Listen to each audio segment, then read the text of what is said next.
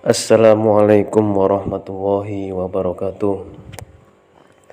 Sahabat beriman, siapa yang tidak mengetahui Abu Thalib? Sebagian besar umat muslim tentunya sudah tahu siapa itu Abu Thalib. Abu Thalib adalah paman Nabi Muhammad SAW yang telah mengasuhnya sejak kepergian sang kakek, yaitu Abdul Muthalib.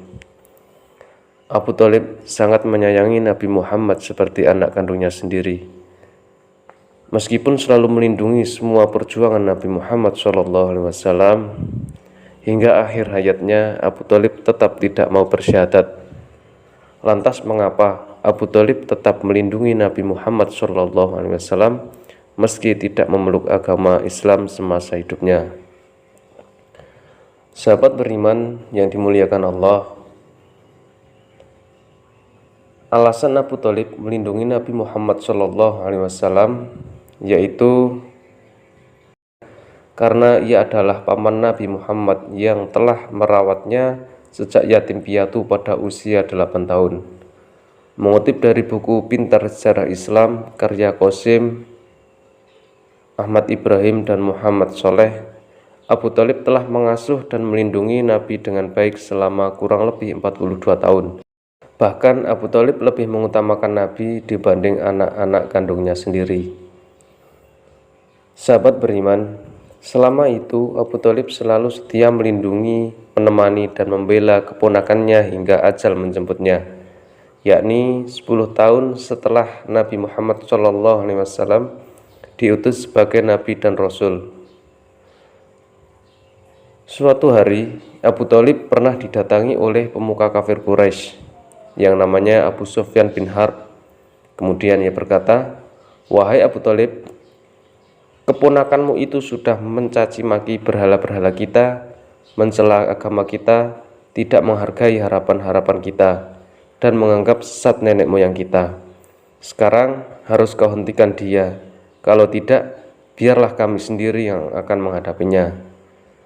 Oleh karena engkau juga seperti kami tidak sejalan dengan ajaran Muhammad, maka cukuplah engkau mewakili pihak kami menghadapi dia."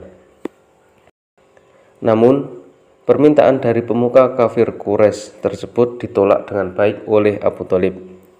Kaum kafir Quraisy pun tetap terus-menerus melawan dakwah Nabi Muhammad SAW.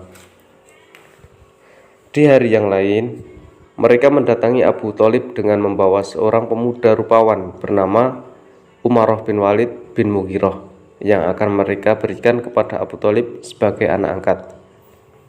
Sebagai gantinya, Abu Thalib harus menyerahkan Nabi Muhammad SAW kepada mereka. Akan tetapi, usaha dan upaya kafir Quraisy ini kembali ditolak oleh Abu Thalib.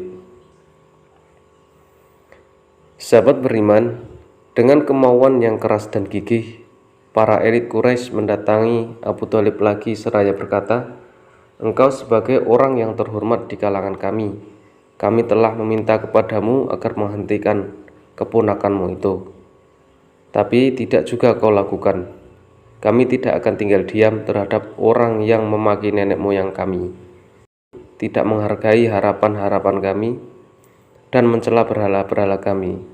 Kau suruh dia diam atau sama-sama kita lawan dia sampai salah satu pihak nanti binasa."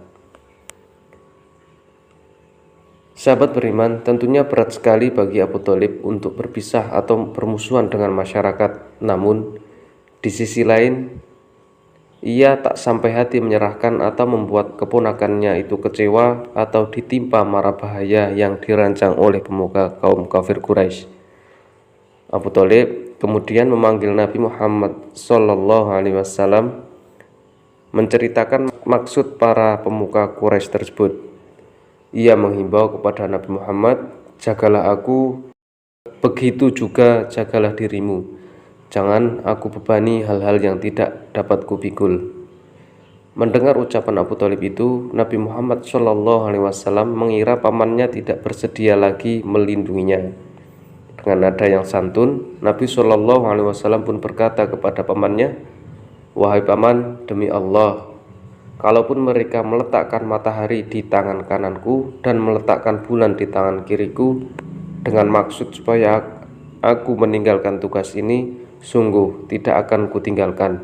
Biar nanti Allah yang akan membuktikan kemenangan itu di tanganku, atau aku binasa karenanya.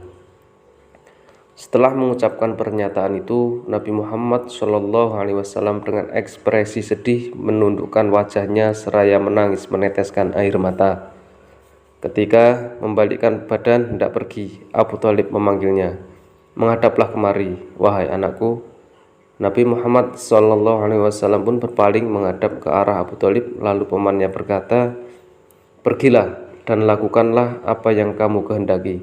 Demi Allah, aku tidak akan menyerahkan kamu kepada mereka karena alasan apapun untuk selama-lamanya."